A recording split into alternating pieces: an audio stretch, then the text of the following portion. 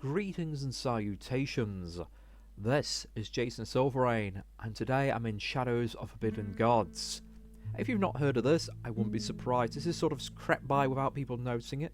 It's been in early access for 2 years now, having been released in November 2021.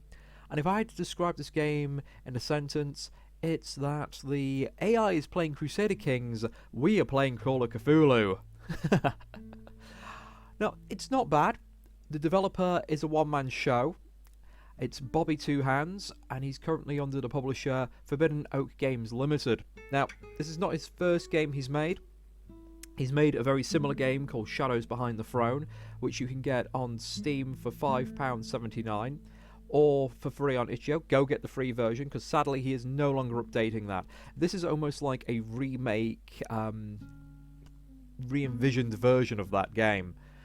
Though very different style, very different AI, and very different UI.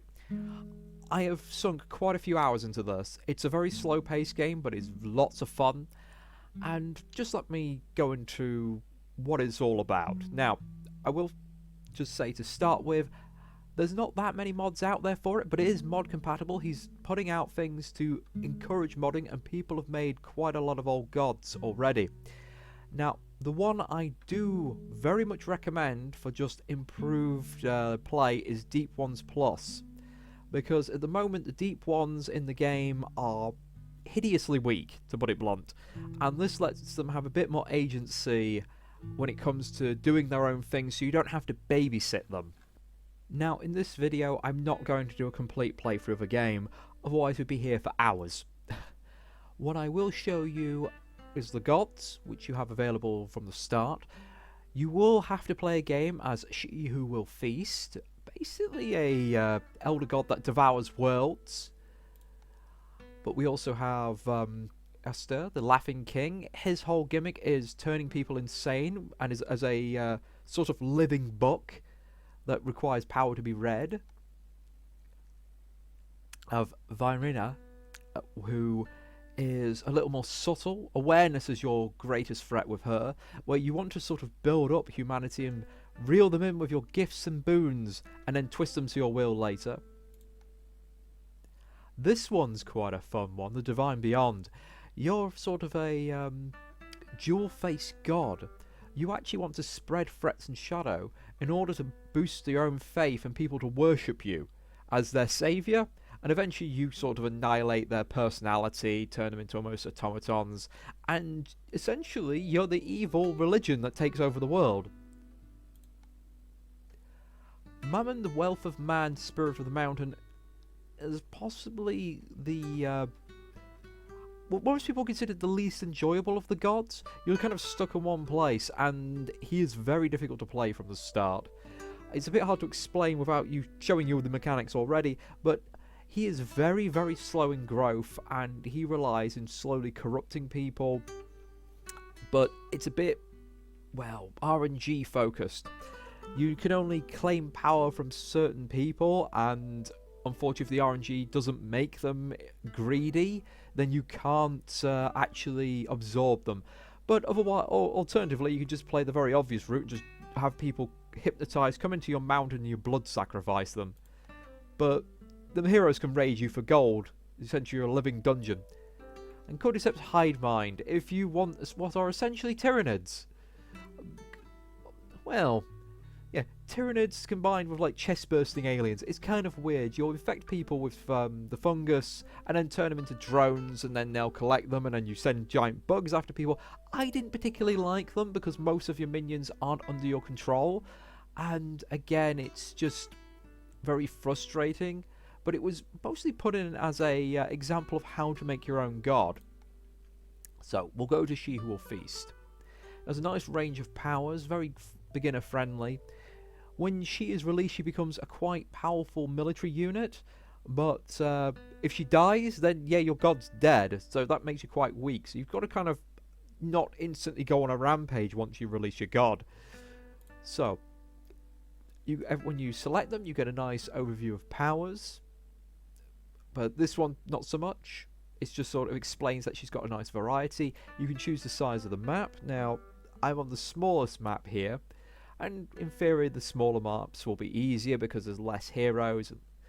I'm just going to go on easy for now, but we can put a random seed in. I am going to put today's date in. I have not done this one, so who knows what we're going to get. And in the advanced options, you can have orcs if you want, deep ones. If you have deep ones on, there's always 2 cults that are located on a random coastal map.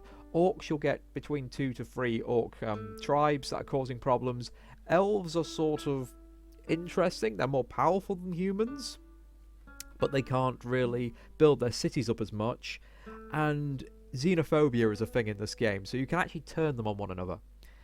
You have the Alliance, which is a late game threat, which is the chosen one, basically the sod who's been warned about you and is going around trying to unite the world, will try and, well, build an alliance for the end game. You can choose just if there's an alliance at all, or if you can actually corrupt the alliance from the inside out. We have narrative elements, which gives you events midway through your challenges. Those I'd keep on, even though there's not many of them at the moment. There are mods that add a lot more in, which is very nice. And you can have a few map generation options. And holy orders. I will not have them on today for this, because you don't get them when you first play. But what that will essentially do is the various holy groups in the world will essentially, well, how to best put it, they can be either a benefit or a detriment, because you can actually go out of your way to corrupt them and twist them to your own means. I actually find holy orders make the game easier, because whilst yes, they can go along putting up wards and stopping you from casting your darkness across the world, or making people more aware of you, it's very easy to early game place one of your own priests in one of their orders and slowly start changing their viewpoint. And the Witch's Cove start off with absolutely no views whatsoever, and you can just twist and warp them to your own heart's desire. And divine entities, which are separate, so you don't have to have them with the holy orders, but if you do have them on, the holy orders will have an associated divine being with them, and they'll have their own preferences, and your actions will cause them either to help you, or smite you. Okay, so we have conclaves. I'm going to turn those off. I found they're not very fun. Even when the hero gets them, it doesn't seem to actually work. And military arms race. If you're trying to study magic, all the mages will then start studying magic as well the moment you do that. And by default, as your god sort of unleashes world panic, which is how far humanity will respond to your actions, the default is the panic just goes up over time. That's not bad to start with. This one, victory sets minimum. The closer you are to victory sets the world panic. I like no minimum panic, because that rewards you for playing stealthy and clever and feels a bit more realistic. Because, well, if you've managed to keep awareness of your god to practically non-existent, it should reward you for doing that, rather than the chosen one being able to do all these kind of very powerful actions without, your input having any effect on it. So I'm starting the game, and I do apologise for stuttering a bit today. I have quite a few distractions being thrown at me constantly, it seems. No one wants to leave me alone, so I'm constantly having my attention drawn here and there, but I've got to get into videos when I've got time. But the game does come with a very, frequent hint system. I'm going to turn those off for now. I will turn those off for now. There we go. You will nearly always start with the supplicant.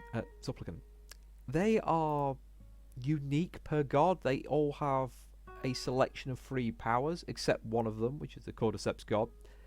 Now, I would say for this one, Dying Light is possibly the best one, because that means you can start building up Shadow. Shadow slowly corrupts people. It's your dark influence on the world.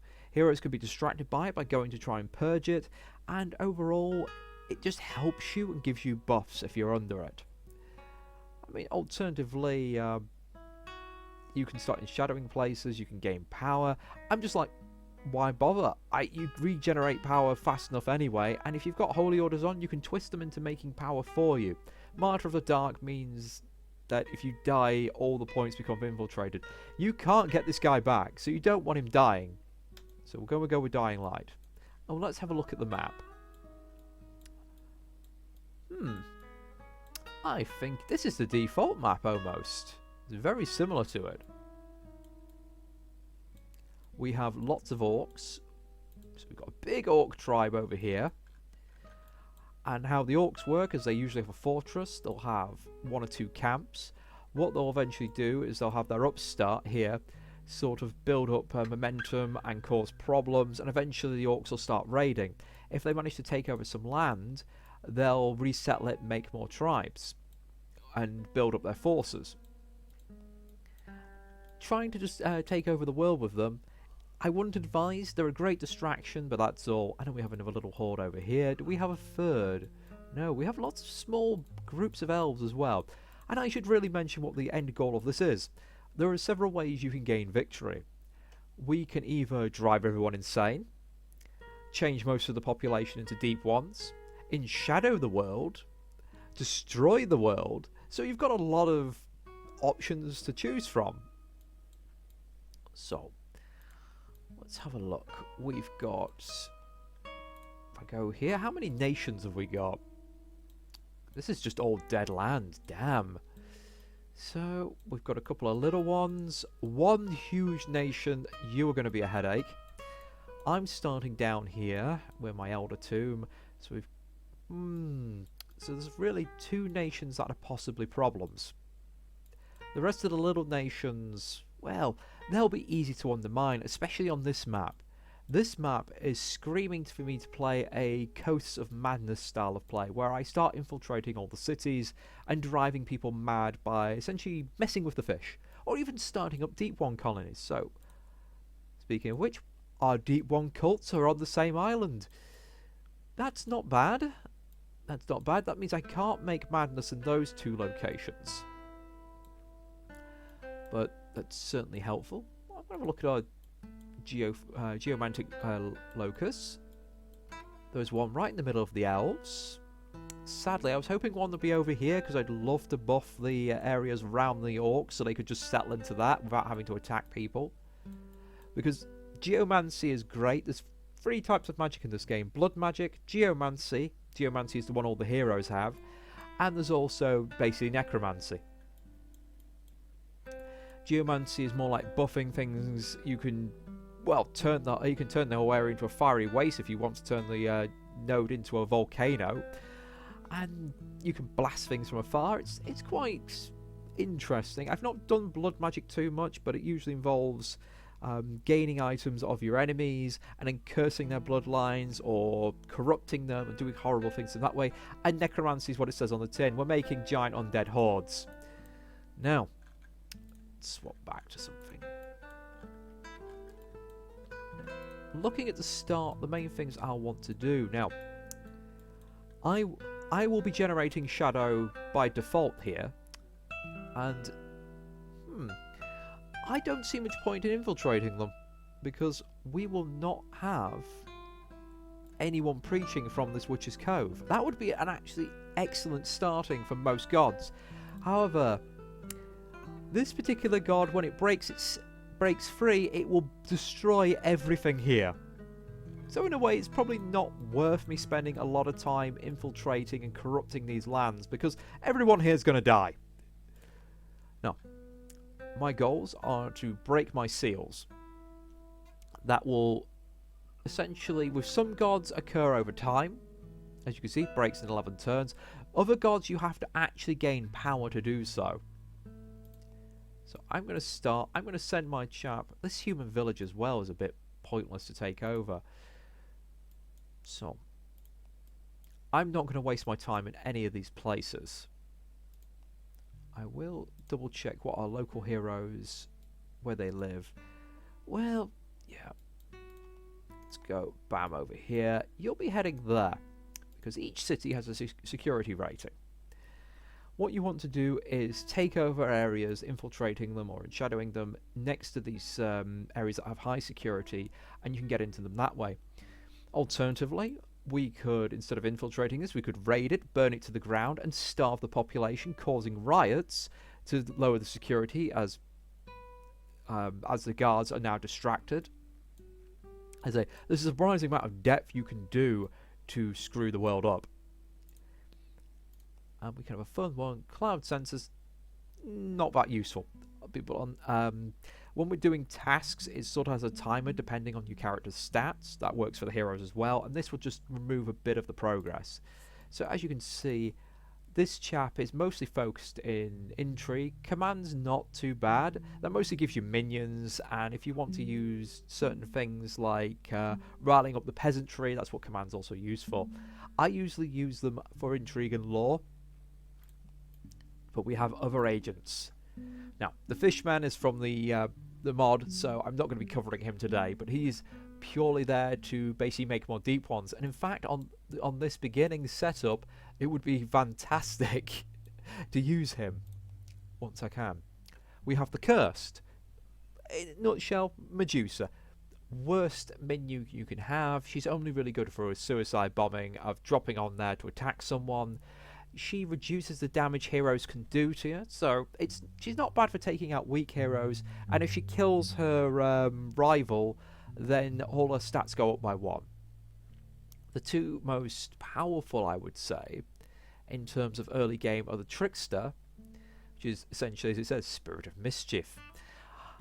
Their abilities are either stealing from people using her monkey minion, or befriending people, but what she can do is pin the blame of various actions on other people, and those two are the only two people who gain families in the world. So if you stick her in like a town that has a lot of nobility in, or a large noble family ruling it, she will become part of that noble family. You then can go out, cause mischief and problems elsewhere, and even if you don't pin it on someone else, you could cause so much mischief that someone comes along, eventually murders you, because your minions are somewhat expendable. They are tools to be used, and sometimes some tools are more valuable than others. But if the Trickster dies, and that will actually cause a grudge between your family and the person who murdered you. So you can actually cause political problems that way. The Courtier, he's really good stat-wise. I like using him as a backup intrigue character, because he has just enough magic. He can do other things as well, and what he can do is mostly get items off a ruler. So if we can get him learning blood magic, that'd be quite handy.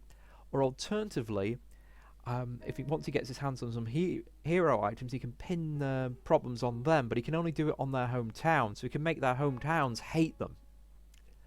We have the Baroness, corrupt a holy land, and then next thing you know, you've got an undead summoning vampire who is essentially a military powerhouse. Alternatively, corrupt a holy site, summon her in, and have her take over a local religion, and you've got vampire hordes. The Survivor, a giant frost giant who is basically a geomancer. Excellent for essentially causing chaos with the geomancy and ley lines. Also, my personal thing I like to do with him is build him up and use him for the orcs, because if you can repair the land around them, great. But he's also quite chunky in a fight. He does need more commands that will need to be leveled up. But the Plague Doctor, because of course you can decimate the land via plague. He is considered possibly the most powerful hero, because once that plague starts going, he can keep warping it, twisting it, changing it, and spreading it, meaning that populations just drop and everyone dies. Monarch, late game hero. Can't really say she's that great, but you can create the Dark Empire, which is a win condition with her. And if you've shadowed a whole section of the world like a giant nation, bam, you take it over. That nation is yours. So if I manage to get my shadow up north, it'll be very powerful. The Harvester, in areas of pure death. This guy basically can drive other heroes insane or get them enshadowed. He's also pretty good at magic. So, but it's just being around people, he debuffs them, and on his death he removes their max sanity down to a total of 4. So And that's the whole bloodline. So it makes a whole bloodline. Everyone connects this guy. Really easy to drive mad. The Buccaneer. I have never actually managed to get this one because I've never got the orcs going far enough to make a shipyard. She does look quite good, and she's very much a raider, basically a pirate, which sounds a lot of fun. The Dissident I've never really used to great effect, but he can cause turmoil just by being there. I usually just use him as a backup intrigue hero, but his main goal is to cause riots. Now, all of these ones at the top you can only summon once. Once they're dead, sadly. But your generic agents down here, yep, these are your bread and butter. They're your throwaway chaps. These guys die, who cares? And should you enshadow a hero, you then have corrupt heroes you can take over at any point, which denies your foes their hero, which is wonderful. So, let's have a look. The Chosen One is in the far-flung corners of the world. Specialized elf, specialization human. Interesting. Oh my goodness, those minions. Wait, is he an elf? He's an elf. Huh. Now that, I've never had an elven Chosen One. That's very interesting. Now that's definitely got me thinking, how can I best mess you up? Now, the thing with Chosen One, you can never put menace on them, because I'll just go through this. Because these are somewhat obvious. Might for fighting, law for spellcasting, intrigue for doing stealthy stuff, command for commanding minions, giving you better minions that you can use. Also, there's several things like reducing unrest or causing unrest or mediating politics that requires command. And you can see what sort of keywords are here for them, because if you notice when I clicked on him, he likes elves, humans, and a particular mage. He dislikes madness.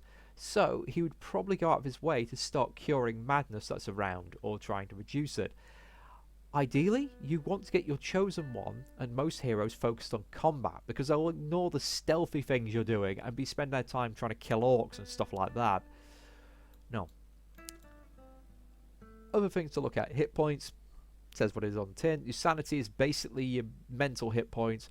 Profile is how far people can see you and notice you on the map. So every 10 points, that's one further step. So that's a step here. So he will be seen there. He's got 50. So 1, 2, 3, 4. Yeah, they can see him practically everywhere around here.